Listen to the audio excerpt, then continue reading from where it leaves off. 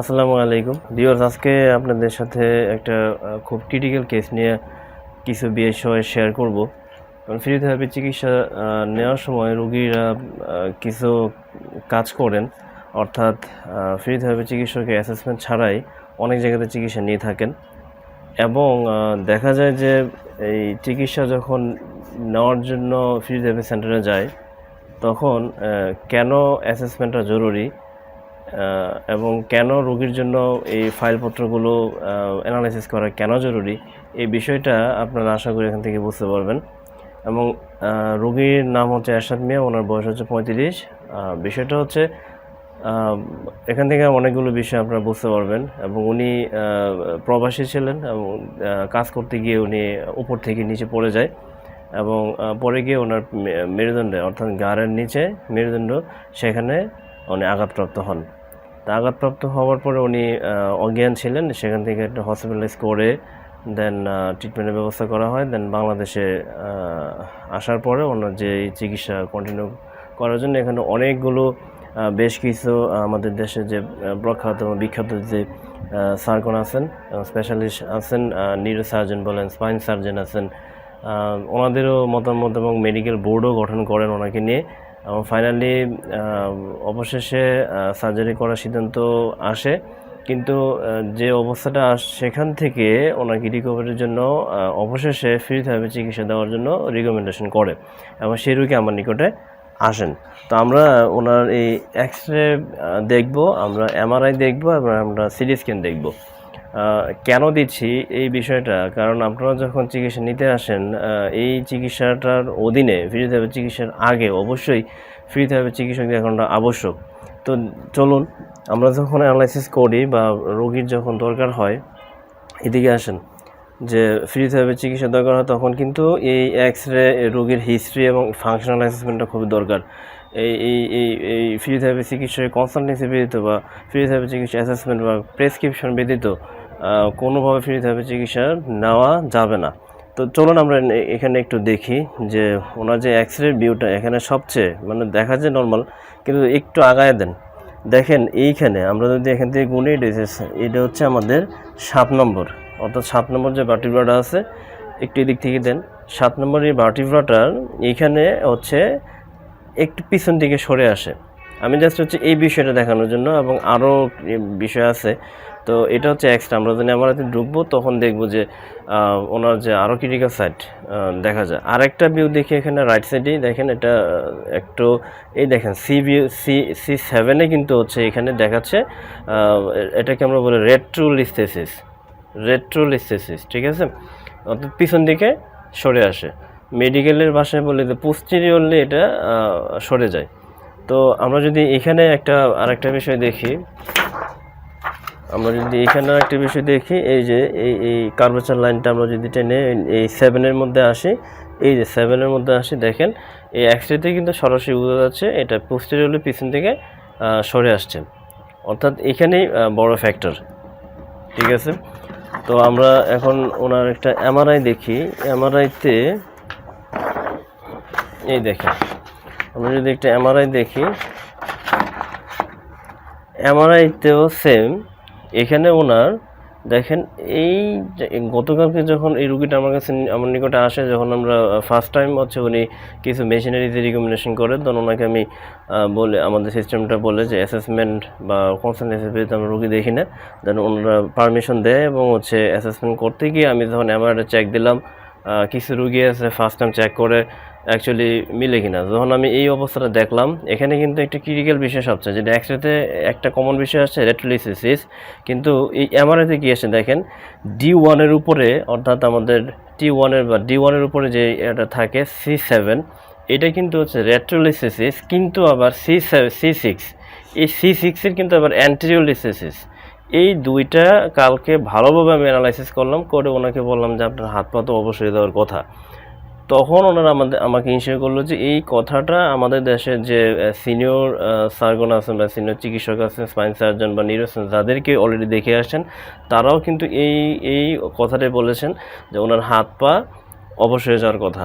কিন্তু যাই হোক আল্লাহর কাছে শুকরিয়া যে ওনার এই হাড়ের উপর দিয়ে এমনভাবে মেকানিজমটা এটাকে প্রোটেকশন দিয়েছে যে কারণে এটা আমাদের যে স্পাইনাল কর্ডটা থাকে এই কর্ডের মধ্যে ওইভাবে কিন্তু কর্ডে কম্প্রেস করে নাই। যদি কর্ডে কম্প্রেস করে ফেলতো তাহলে কিন্তু ওনার হাত পা অবশ হয়ে যাওয়ার অর্থাৎ প্যারালাইসিস হওয়ার সম্ভাবনা ছিল।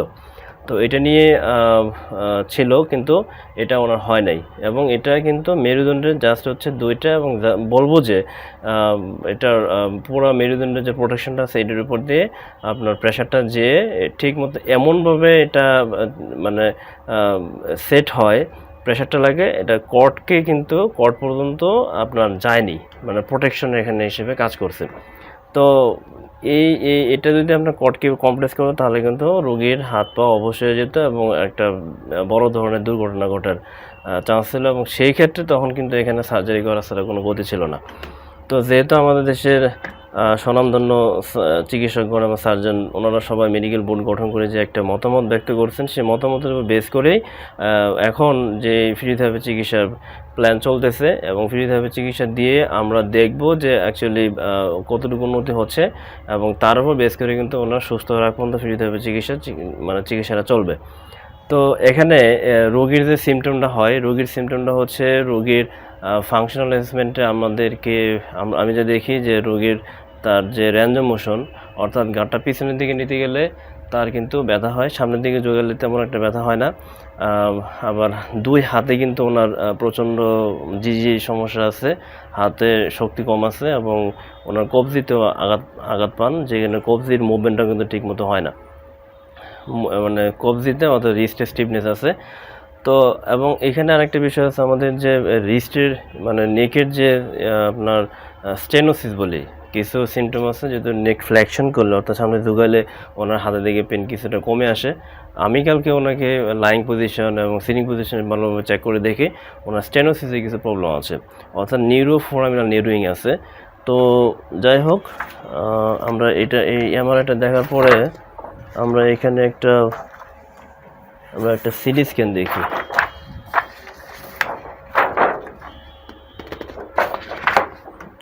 এই যে দেখেন C7-এর মধ্যে ওনার হচ্ছে যে ভাগ্য ভালো যে ওনার ফ্র্যাকচারও কিন্তু হয় নাই, তবে এখানে একটা আসছে আপনার পাস ডিফেক্ট আসছে আমাদের এক্সরেতে আমরা যেটা দেখতে পেলাম। তো এই দেখেন ঠিক আছে, আমরা আরেকটা সিটি স্ক্যানের আরেকটা ভিউ দেখি।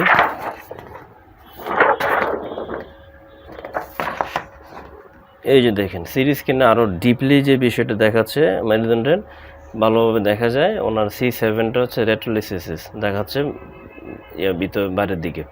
ঠিক আছে, আমরা যদি এমআরআই রিপোর্টটা যদি আমরা একটু ভালোভাবে অ্যানালাইসিস করি, একটু যান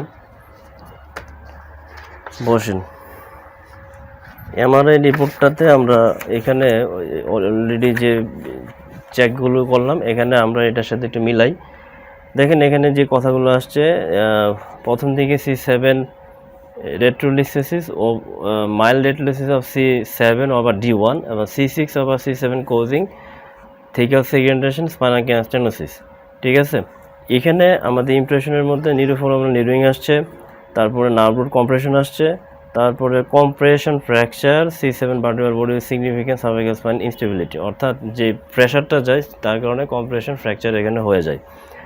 আর বাকি C6-7 তারপরে হচ্ছে C5-6 এই সবগুলোতে কিন্তু মাইল্ড স্পাইনাল ক্যানাল স্টেনোসিস আছে এবং হচ্ছে নিউরোফোরামিনাল নিউরোইং আছে। নার্ভটা যে দুই সাইড থেকে বের হয়ে আসছে এই নার্ভের রাস্তাটা একটু সরু হয়ে যায়, যে কারণে উনি যখন গাঁটটা পিছন দিকে নিতে যায় তখন এই নার্ভের রাস্তাটা সরু হয়ে গিয়ে ওনার দুই হাতে নার্ভে কম্প্রেস হয় এবং হাতের দিকে জিজি ভাব চলে আসে।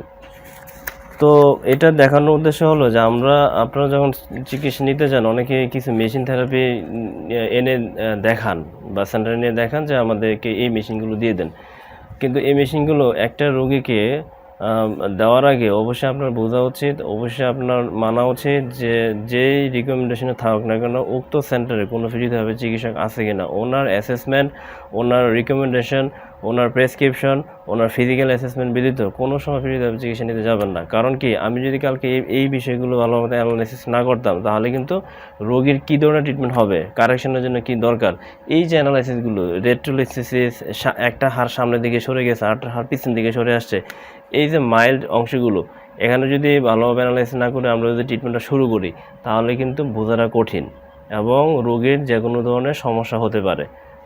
অবভিয়াসলি এটা হাইলি স্কিলড ফিজিওথেরাপি চিকিৎসকের মাধ্যমে এই ফিজিওথেরাপি চিকিৎসাটা নিশ্চিত করা উচিত। তাহলে দেখবেন যে আপনার এই যে কোনো ব্যথার সমস্যা হোক, সেই ব্যথার সমস্যা দ্রুত কিন্তু সমাধান হবে।